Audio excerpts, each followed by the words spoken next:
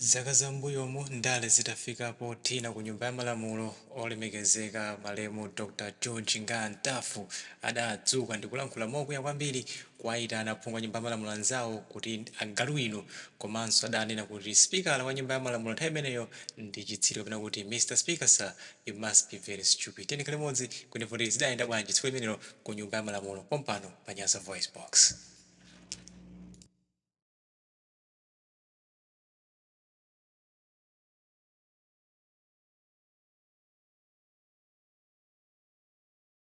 Order. I am finished, Mr. Speaker. You are finished. I am finished. Would you wind up then? Hey, Agalu.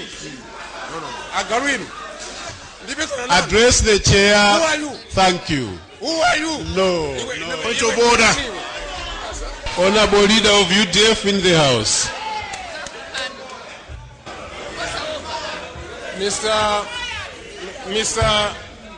Mr. Speaker, sir. Mr. Speaker, sir, you must be very stupid.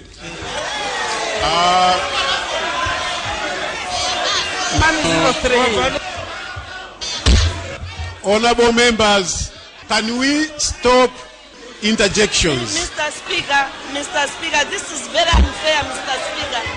This is very unfair.